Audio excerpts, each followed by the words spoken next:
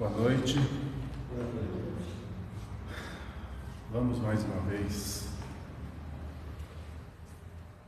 nos concentrar na nossa reunião de estudo. E agora, os problemas, aflições, responsabilidades nossas vão ficar tudo lá fora. Vamos apenas mentalizar a paz, a serenidade, a benevolência. Que tudo isso faça parte de cada um de nós. Agora, as aflições não fazem morada mais no nosso coração. Mágoa, ressentimento, de forma alguma.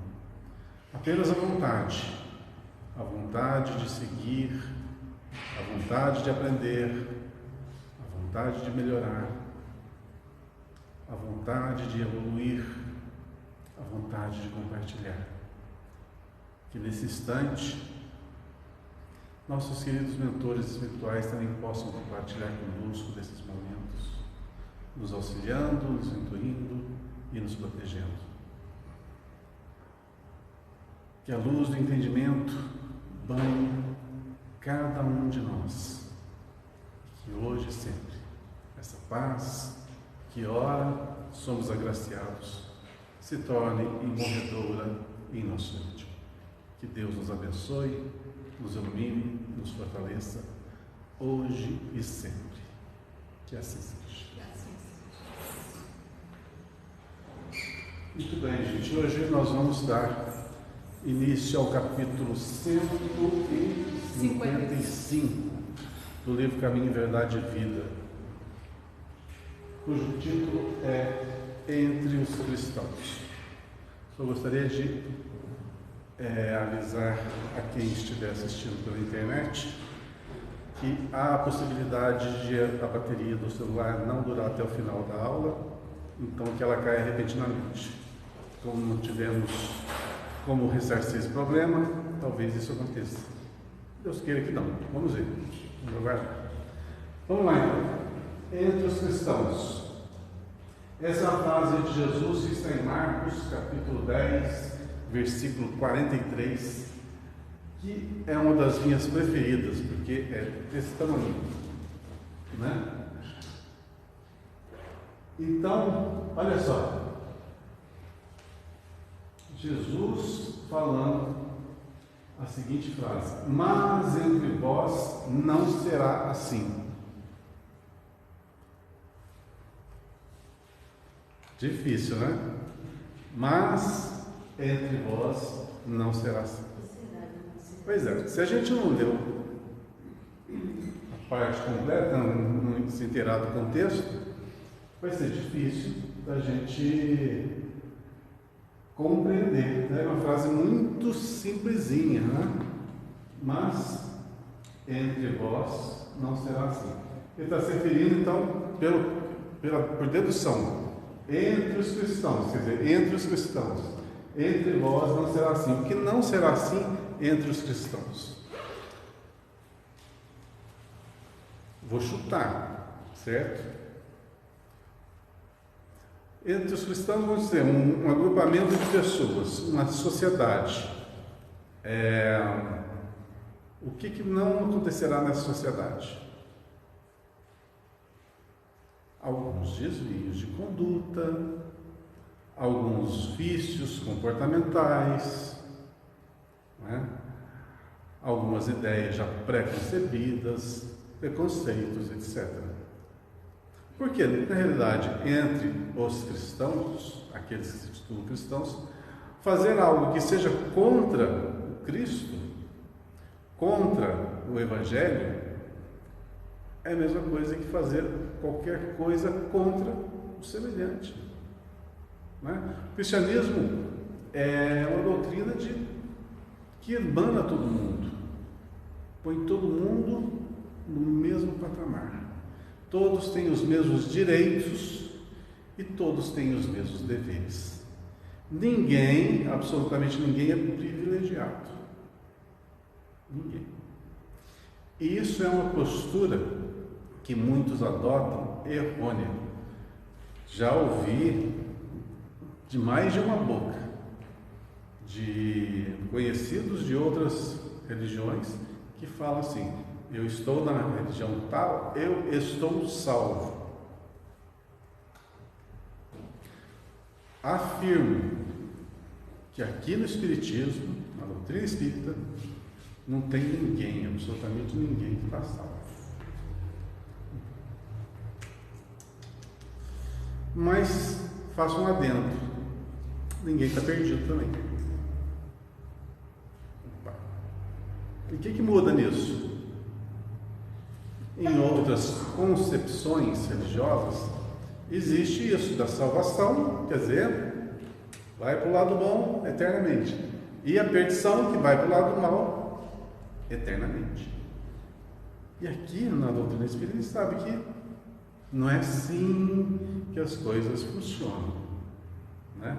Então ninguém está salvo, ninguém está perdido. Tem um porquê que não está salvo, mas também tem um porquê que nada é ruim, nada tem fim, não é? É tudo explicado.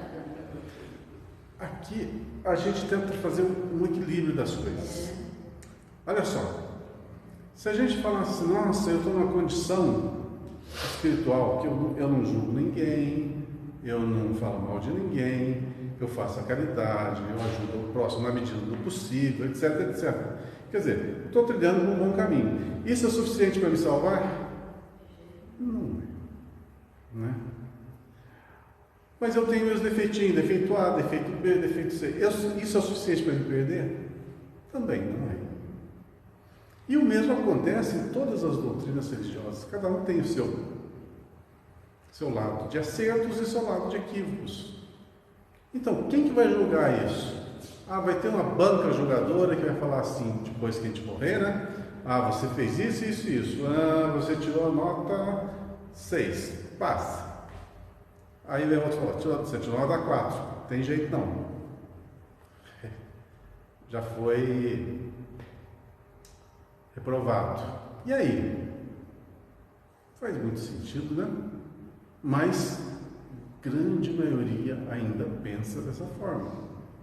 O que eu acho, no mínimo, uma falta de empatia. Por quê? A gente sabe que determinadas pessoas que têm uma nota, se a gente puder classificar assim, de 0 a 10, que tem uma nota inferior a 5, esses já estão totalmente perdidos. Então, são pessoas descartáveis, são pessoas que não têm sentimentos, que não vão sofrer, ou que não tenham afetos, que irão sofrer com suas perdas. Claro que tem. Não é a falta de caridade você pensar: poxa, essa pessoa nunca mais sofre. Sofrimento eterno ainda é muita maldade. Seria muito mais, se isso fosse uma realidade, se fosse uma realidade mesmo, seria muito mais magnânimo, justo. A palavra certa é justo. Seria muito mais justo. É o seguinte: você tirou a nota aí abaixo de 5, quer dizer, você vai para o reprovado, desintegra, desaparece. Mas vai sofrer o resto da eternidade. Não faz o menor sentido. Isso é pura maldade. Deus não é um Deus de maldade, é um Deus de justiça. Então, essa concepção humana é ainda muito medieval. Nós já estamos num ponto de estarmos mais espiritualizados e menos fanatizados. O fanático é aquela pessoa que ouve, aceita como se fosse uma lei, assim, a maior de todas e única, né? Aceita aquilo lá como a máxima verdade. Então aí fica difícil de você demover, né, uma pessoa de um fanatismo que na realidade passa perto de ser uma doença. Mas o que O que nos remete à vida? É que nós estamos sempre em busca de um equilíbrio. Viver equilibradamente. E se a gente está em busca do equilíbrio é porque nós ainda não conseguimos equalizar. Então temos muitas coisas que estão sendo provadas, testadas na prática para realmente a gente superá-las. Vamos citar alguma coisa. O que é o mais básico? Eu não acho tanto assim que seja a pessoa muito orgulhosa, a pessoa muito egoísta, muito vaidosa. Eu já acho o seguinte: a pessoa tem falta de empatia, falta de fraternidade, falta de caridade. Ou seja, tem sim, mas está num nível muito baixo ainda. É diferente de você pegar uma pessoa e já rotular ela como perdida. Nós estamos a caminho. Então, o que a gente tem de empatia hoje, vamos classificar numericamente. De 0 a 10, a gente já está em 4 de empatia. Ótimo. Estamos numa escala crescente. Mas essa é a realidade nossa. Quer falar que nós somos fraternos?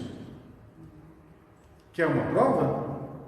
Quer uma prova que nós somos pouco fraternos, pouco caridosos ainda? Muito bem. Pouco empáticos? Existem pessoas, muitas pessoas na nossa sociedade que passam fome.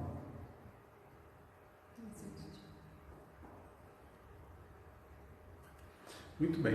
O que nós fizemos na aula passada? Vamos fazer uma arrecadaçãozinha de alimentos? Fizemos, não fizemos? Beleza. Fizemos de 0 a 10. Quanto que eu fiz do meu potencial? Pouco. Então, mas por que pouco? Porque a gente é onde que nós estamos. Se fosse talvez uma pessoa mais espiritualizada, movesse mundos e fundos nessa questão.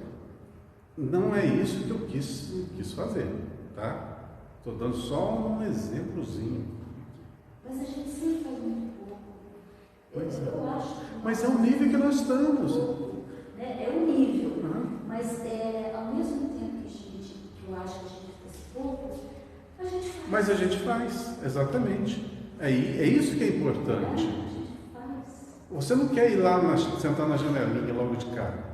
Não é porque você entrou para a doutrina espírita ou qualquer outra doutrina religiosa que você quer ser o marche dela. Não. A gente aprende lição por lição. E isso leva tempo. Não tem como você dar saltos, né? Então, por isso que eu gostei desse termômetro. O termômetro do assistencialismo, ou da fraternidade, ou daquilo que se faz para o próximo, é nós que temos que monitorar. A gente tem que saber, ninguém tem que falar, você tem que fazer isso, tem que fazer aquilo. Não, você espontaneamente tem que fazer. Quer ver uma coisa que a gente falha? Todos nós falhamos. Todos nós. Mas o que falta muito para a gente é vontade mesmo, né? É vontade, querer. Quando você quer, você faz. Então tem duas coisas que me incomodam em mim, falando de mim, me incomodam muito.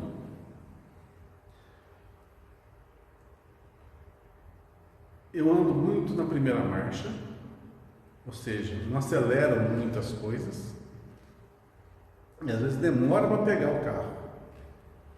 Ou seja, eu não tenho essa também disciplina da vontade. Então, o que como a gente fala muito sobre esse tema, olha, falar é muito bom, passar, orientar é muito bom, mas exemplificar também é, né? Aí eu propus o seguinte, duas coisas aqui que eu falei no curso, uma em 2009, 2010 e outra acho que 2013, 2014, mais ou menos. A de 2009 foi quando a gente teve a ideia de montar o site do centro, né? E quando a gente pôs no ar o site, a gente convidou algumas pessoas para escreverem para o site, né? E sabe quantas pessoas da casa espírita se voluntariaram para escrever? Um editorialzinho, um por semana, um por mês. Sabe quantas pessoas? Nenhuma. Zero. Zero. Ninguém quis. Aí o que eu fiz?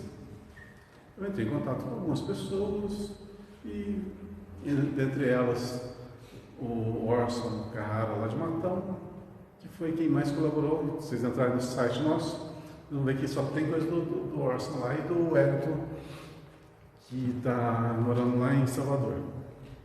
Aí eu falei assim, puxa, mas por que eu não escrevo? Aí pegou, né? Peguei pesado comigo, né? Por que você não faz? Por que os outros têm que fazer? Aliás, isso já me incomodava há muito tempo. Aí você usa o desculpismo, né? É tempo, cabeça, problemas. Aí você pega a questão 909 dos Espíritos e fala assim, basta um esforço muito insignificante. Eu falei, tá, vamos pôr à prova isso. Aí essa semana, ou semana passada, não sei se foi semana passada, hoje é terça, foi semana passada. Semana passada eu falei, vou tocar esse negócio. Só que é o seguinte, é um por dia. É um texto por dia. Aí já que tem que fazer, vamos fazer bem feito. Vocês têm acompanhado, não tem? Sim. Quantos já foram? 4? 4, né? 4 ou 5? Foi 4 ou 5 que eu já escrevi. Foi 2, não? Então. Mas é que um foi do Carrara. Não é do Carrara. O do Carrara, o outro foi dele. Não é? Uhum, foi. Então, quanto tempo que eu gastei para escrever aquilo lá? Chuta. 10 minutos. 10 minutos do meu dia. Eu tirei para fazer uma coisa que eu estava terceirizando. Quer dizer, olha quanto tempo mais eu tenho para fazer.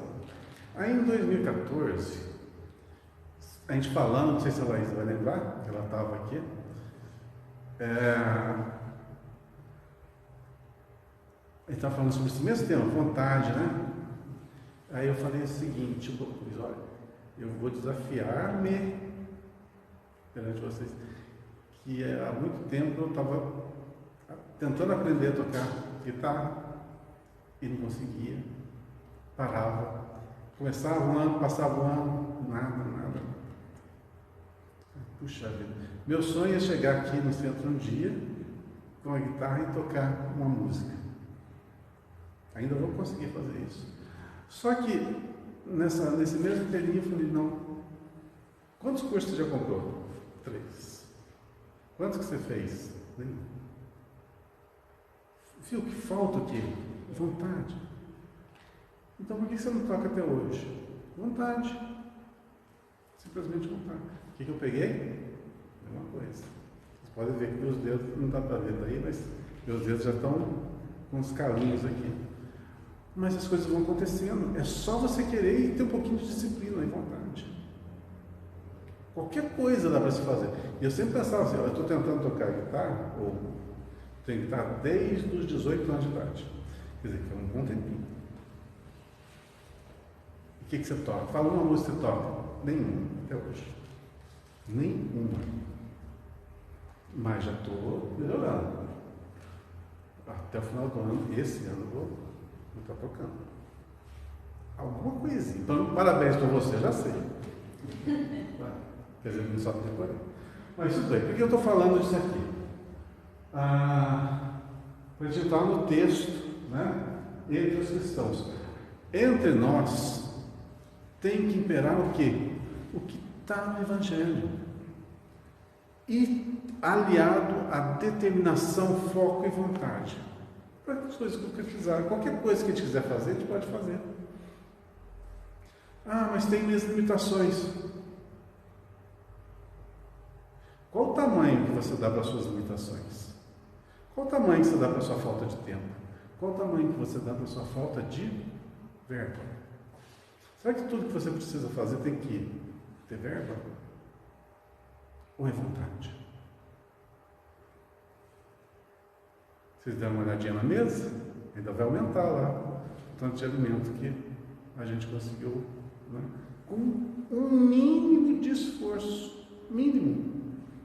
Se a gente tivesse realmente esforçado para isso, imagina o que ia acontecer. E a gente pode. Basta querer. Basta querer. E com uma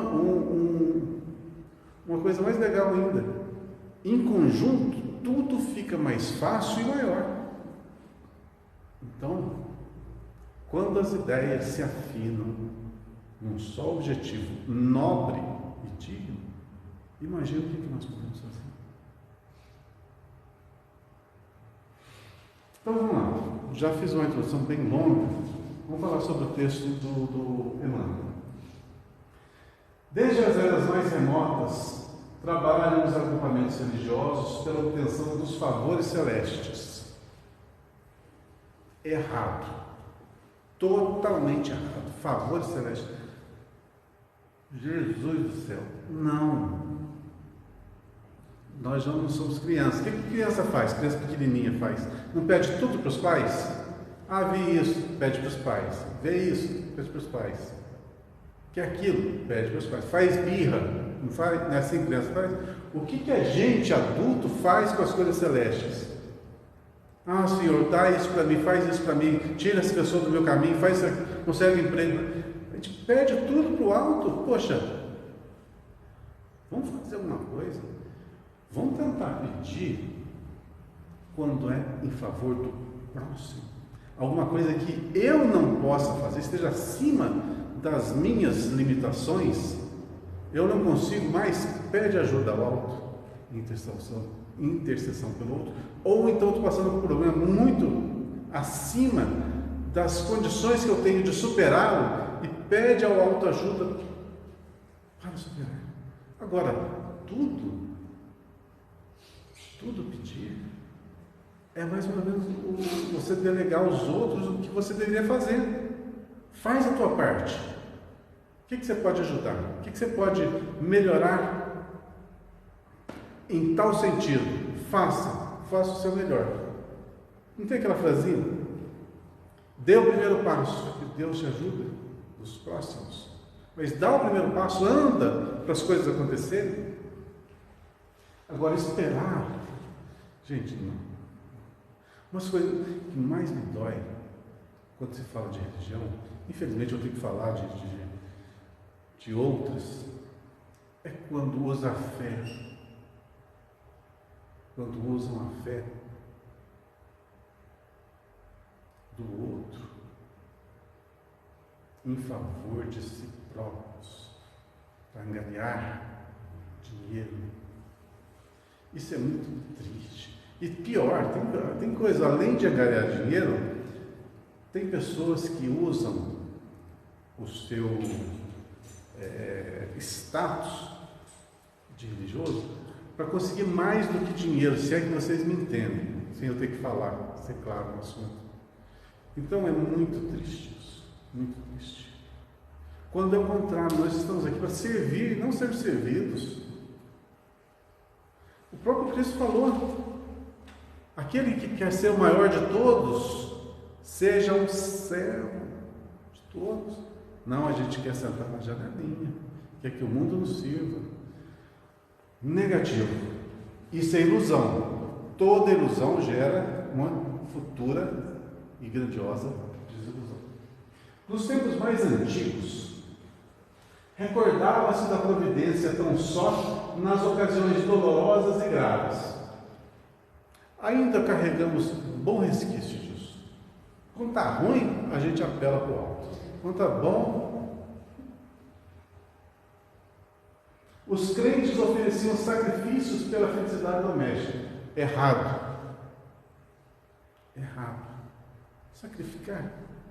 Sacrifício é a mesma coisa que oferenda. Oferenda é o quê? Eu te dou uma coisa e você me dá outra. Não está certo. É uma barganha. E falou que a barganha é coisa de criança, ingênuos, infantis.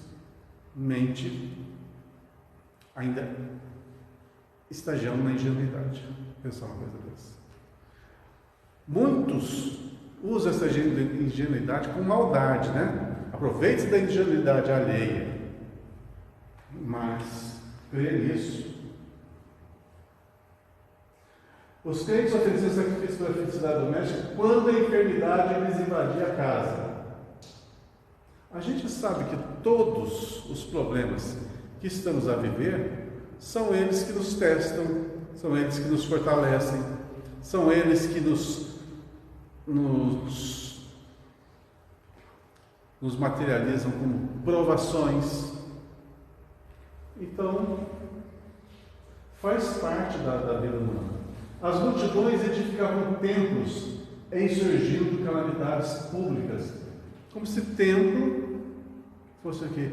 Agradar aos deuses para aplacar a fúria de uma peste, de uma calamidade qualquer, de um revertério aí natural, problema natural.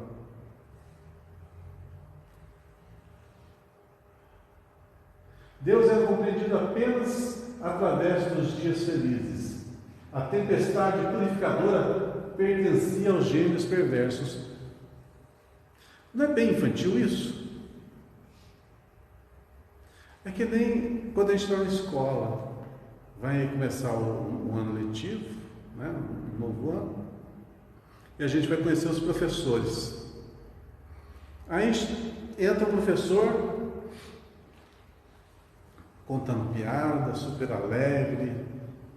A gente pensa assim, esse professor é bonzinho, nós vamos ter um ano muito bom com ele. Aí entra outro professor carrancudo, né, exigente, e já entra já dando matéria, já explicando o conteúdo do bimestre, e a gente pensa assim, nós vamos sofrer com esse homem. Mas, e se o bonzinho era relapso, e o que era de semblante fechado era aquele professor de verdade que queria que os alunos aprendessem? Nessa primeira vista, a gente conseguiu saber o que era melhor, o que era pior? Qual deles era melhor, qual deles era pior? Não, foi na ingenuidade. É bonzinho, vou por aqui. O outro lá é muito exigente. Não, isso aqui eu não quero, não.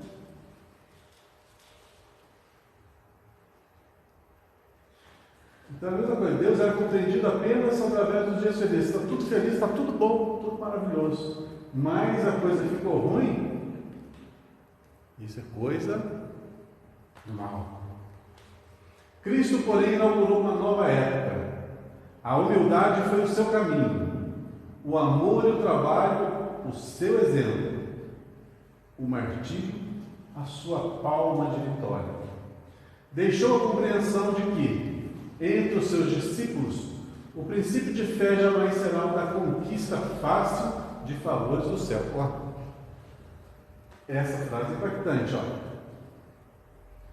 Deixou a compreensão de que entre os seus discípulos, ou seja, todos que forem ali seguir o cristianismo, o princípio de fé jamais será o da conquista fácil e favores do céu. O que tem de gente que pulula de religião em religião, de igreja em igreja, procurando o quê? Eu não me encontrei. Evangelho é igual, todas. Todas. Como não encontrou? É que ela quer ouvir aquilo que ela quer ouvir. É que ela seguir aquilo que ela quer seguir. Aí naquela que mais se adequa, essa é a minha religião. Mas apertou o calo, saltou fora. Aqui também acontece isso, acho que mais nas outras ainda, porque a pessoa entra aqui achando que no centro espírita, conversar com uma atendente fraterna, ela vai sair daqui levitando. Não é assim. Não é assim. Isso eu estou falando porque já aconteceu da pessoa falar, não volte mais, porque não é o que esperava. Mas esperava o quê? Que todos os problemas sejam solucionados. Mas é isso. Por isso que a gente tem que ser realista aqui. E a gente, sendo realista, as pessoas fogem. Foge. Você fala a verdade. Mas não tem como fugir. Você está correndo atrás de uma ilusão. Você vai num determinado local para resolver os seus problemas. Vai em outro local para resolver os seus problemas.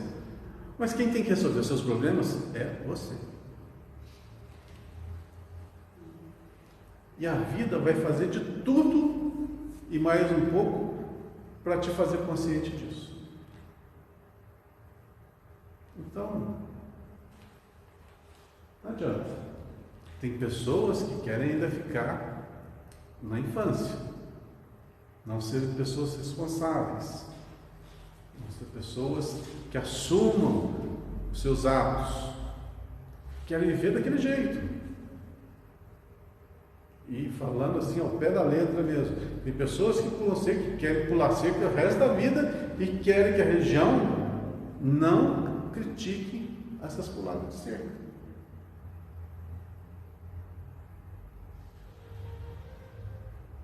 Entre outras coisas, só se tem um exemplo. Então, o que é certo. Simples assim. E não vai deixar de ser certo porque questão da religião A ou da religião B. Não existe barganha com isso. Deixou a compreensão de que entre os seus discípulos, a fé, o princípio de fé jamais será de conquista fácil em favor do céu. Isso a gente já viu que não vai ser mesmo. Mas o de esforço ativo. Esforço. Atividade. Pela iluminação própria. O que é iluminação própria?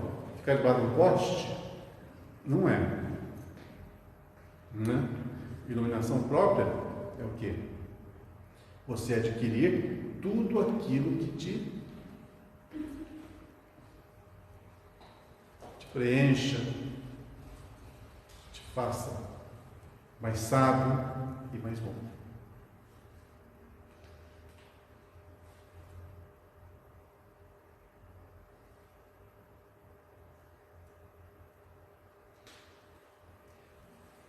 Por isso que o princípio de fé será o da conquista.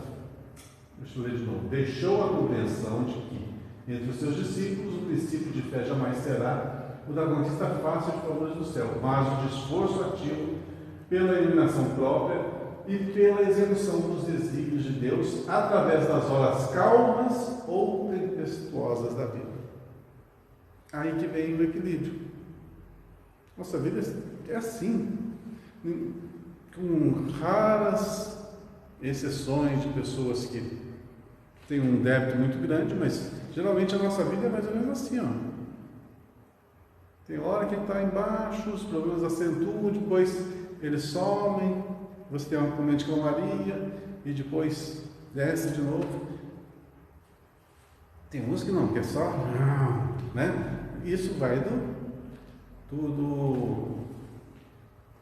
endividamento, né, de cada um desses.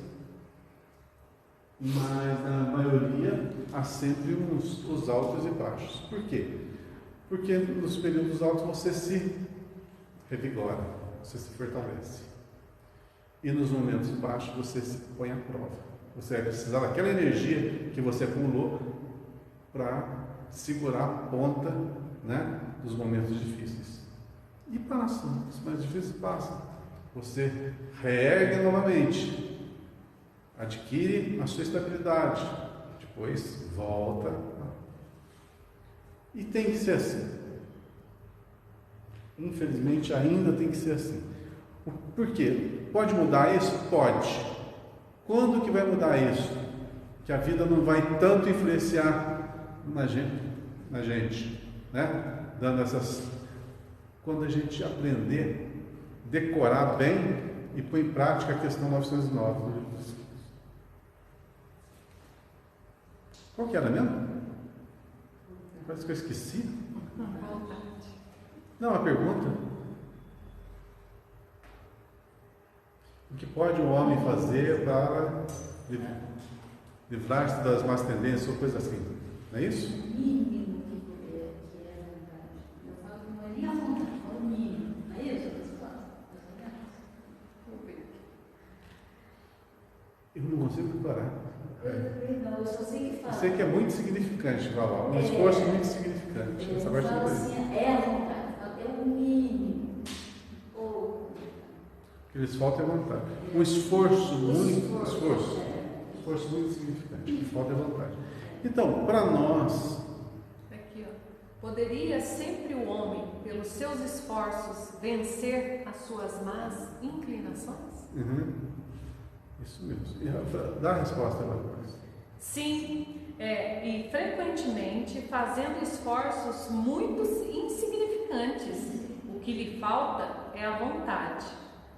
Quão pouco dentre vós fazem esforços? Quão poucos entre nós fazem nos esforçamos. esforços. Por quê? A gente está acostumado aqui. Tudo nos servir. Aqueles que trabalham com afinco, que têm uma vida difícil, desde a infância e até idade alta, são os que têm mais facilidade de vivenciar isso. Mas aqueles que ganharam uma vida mais fácil, um pouquinho, têm muita dificuldade. Então, a gente também, como espíritos, a gente reencarna em posições diferentes para aprender nos dois níveis, nas dificuldades e na fartura. E como que a gente se sai na fartura? Essa é uma prova das mais difíceis que nós temos. Porque você não aprende desde criança a trabalhar, a se esforçar. Você vai ter que se esforçar pela sua vontade, que já está enraizado no seu espírito. Aí você vai pôr em prova aquilo que você realmente é. Viu como é que a vida nos testa? Então não adianta falar. Mesmo que tem gente, por exemplo, da infância até a velhice, trabalhou muito para sobreviver. Aí desencarna, reencarna numa outra situação de opulência, fartura, não precisa fazer muitos esforços. O que ele faz? Cruza os braços. Mas ele não aprendeu a trabalhar naquela reencarnação? Não quer dizer nada. Não quer dizer nada. O que quer dizer é o seguinte: o que nós realmente aprendemos daquela situação. A gente fala comumente que o câncer é o tratamento de beleza da alma, né? Que as pessoas que adquirem o câncer, com certeza, elas estão retirando do seu espírito grandes cargas negativas, grandes débitos e se reacertando perante o seu equilíbrio, né? Voltando à normalidade. Mas isso não é uma máxima verdadeira, totalmente verdadeira, porque muitos passam pelo câncer, mas não aprendem com essa lição e continuam enraizados nos seus hábitos costumeiros da mesma forma. Então é muito individual, aquele que aprende com a prova e aquele que passa pela prova, mas não aprende. Aí repete de ano, e repete de ano, e repete de ano. E quantas vezes nós estamos repetindo de ano? Pois é. Por isso, uma das coisas mais abundantes que existe no nosso planeta chama-se misericórdia.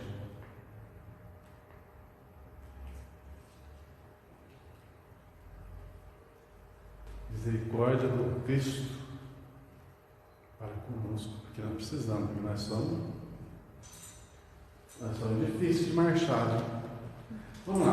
A maior missão do mestre dos mestres é de que, ao invés de formularmos votos e sacrifícios convencionais, promessas e ações mecânicas, como a escapar dos deveres que nos competem, constitui-nos obrigação primária entregar-nos humildes aos sábios imperativos da providência, submetendo-nos à vontade justa e misericordiosa de Deus, para que sejamos aprimorados em suas mãos.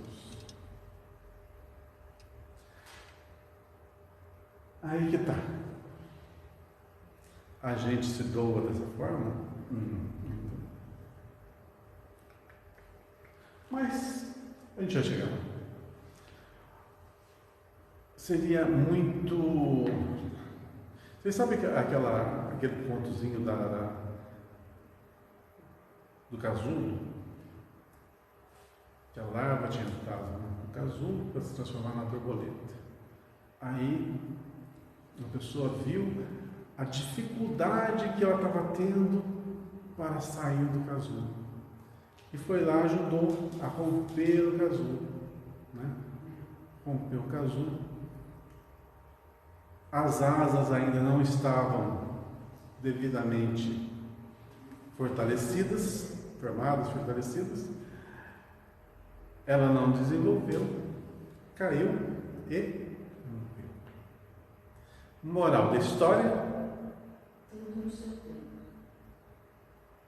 as dificuldades que ela tinha que passar iam fazer com que ela ganhasse energia, amadurecimento, fortalecimento, né?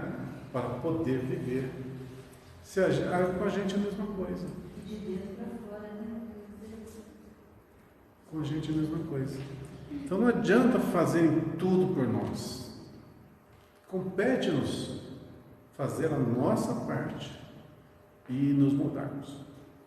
E nessa fase que nós estamos vivendo, que a gente já entende disso, vamos fazer o melhor. Vamos fazer o nosso melhor.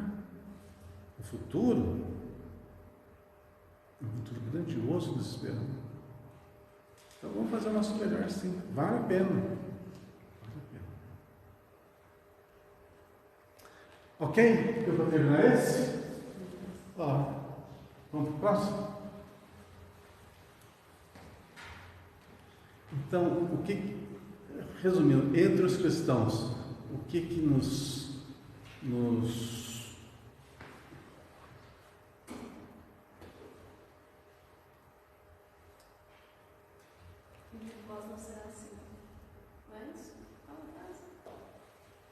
Então, o que sobra para cada um de nós sobre o tema entre os cristãos? A ideia principal: que a gente saiba travar um bom combate. Não se prive de buscar, de realizar, de fazer.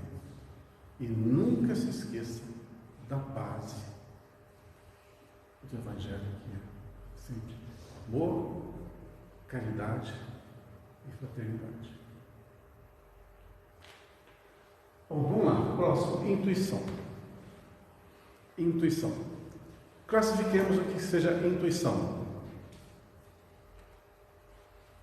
Uma palavrinha só, é coisa simples. O que é uma intuição? É uma coisa que vem para a gente e a gente não sabe muito bem. Pressentimento. Vem e não sabe de onde. Muito bem. Tá. Vem e não sabe de onde. Vamos tentar entender de onde que pode vir esse pressentimento, essa intuição. Vamos lá. De onde que vem? Uma vozinha interna. Uma voz interna. Eu acho que é de um amigo protetor. Um protetor espiritual. Uma experiência já vivida por aí. Experiência desta vida? Ou de outra? Tanto faz? No livro dos médiuns, fala, todos somos médiuns, e nós temos a nossa intuição.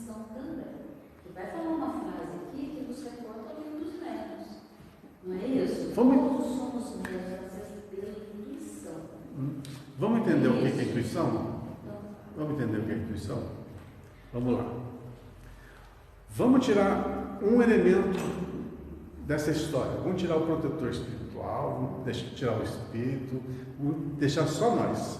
É nós e nós, sozinhos.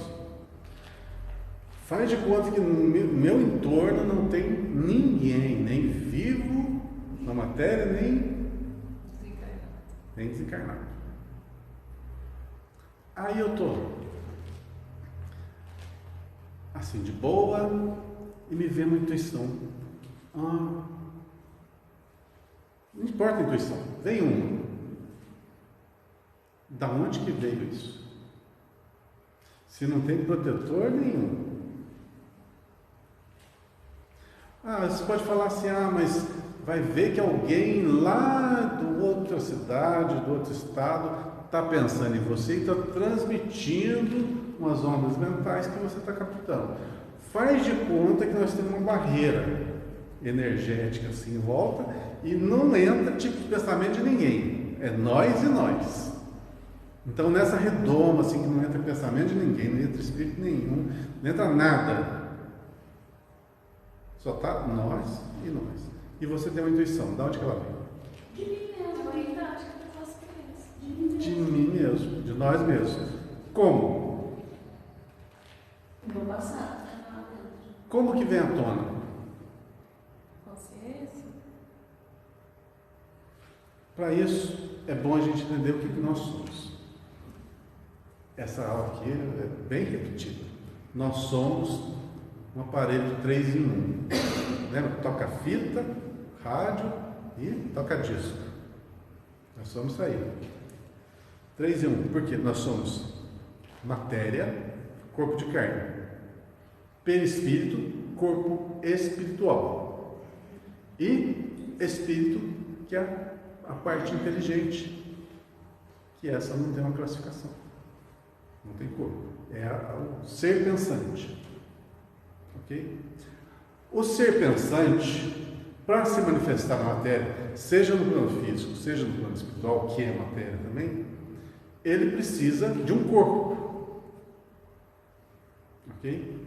E esse corpo, no plano físico, é esse nosso aqui que nós conhecemos. No plano espiritual, é o quê? É o perispírito. Tá? Mas, aonde que fica tudo gravado? No corpo ou no ser pensante?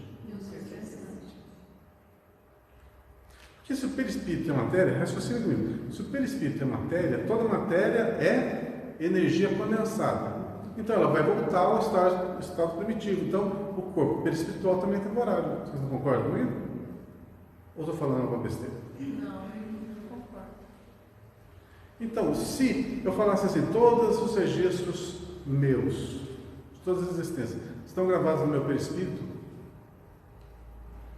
eu poderia estar incorrendo em algum erro? Há uma dúvida aí, né? Eu não tenho elementos suficientes para afirmar, mas a lógica diz que se é um corpo temporário, as informações não ficam nele. Posso estar falando uma grande besteira, porque eu não estou do lado de lá para estudar essa matéria do lado de lá, nas escolas do lado de lá, mas faz um bom sentido. Então eu subentendo que todas as informações devidas estão no espírito. Vejam bem que está ligado ao perispírito, que está ligado ao corpo físico. Só que é o seguinte, como é que eu me manifesto com vocês? Como é que eu me comunico com vocês? Por palavras. Essas palavras, esse vocabulário, está gravado aonde? No cérebro. Se eu não tivesse um cérebro aqui, meu espírito conseguia comunicar com vocês?